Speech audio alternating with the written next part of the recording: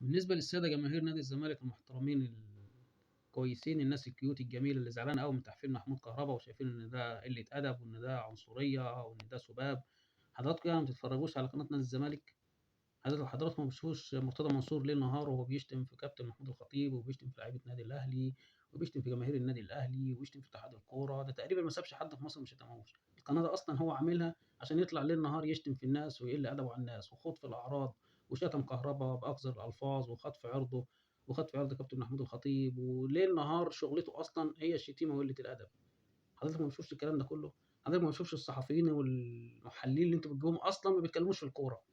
ده هم أصلًا طالعين عشان يهينوا النادي الأهلي ويطلّعوا عليه أكاذيب ويغلطوا في الناس ليل نهار. ما بتشوفش الكلام ده، والّا هي الشتيمة لمّا تبقى طالعة من عندكم عادي، ولمّا أنتم اللي تتشتموا مش عادي؟ لمّا حضراتكم تشتموا الناس يبقى عادي ما فيش مشكلة خالص، ولمّا الناس تشتمكم لأ ده يبقى قلة أدب، مع إنه أصلًا محمود كهربا ما شتمش حد. الراجل كان بيحفّل عادي زي ما عبد الله جمعة كان بيحفّل بعد ماتش السوبر الإفريقي قدّام الترجي، لمّا طلع وقال لك اضرب يا بدري ومش اضرب يا بدري، ومن ساعتها أصلًا ما شافش إفريقيا شكلها إيه أصلًا ولا راحها تاني. حضرتك عادي عندك الكلام ده كله؟ وتحفيل كهربا هو اللي عيب؟ والشتيمة اللي ليل نهار على القناة بتاعتكم دي مش عيب؟ أنا أصلًا لو باشجّع الزمالك وشُفت الشتيمة اللي بتطلع على قناة الزمالك دي ليل نهار هابطّل أشجّعه. ولو أنا باشجّع الزمالك ولقيت رئيس النادي بتاعي ليل نهار بيشتم في الناس بالشكل ده هابطّل أشجّع النادي ده خالص وأبطّل كورة أشرف لي وأكرم لي من الكلام ده كله.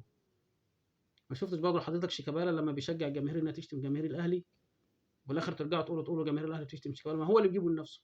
يعني ما نادي الزمالك ده في تاريخه جاب يطلع 20.000 لاعب، عمر ما جماهير الأهلي شتمت لعيب.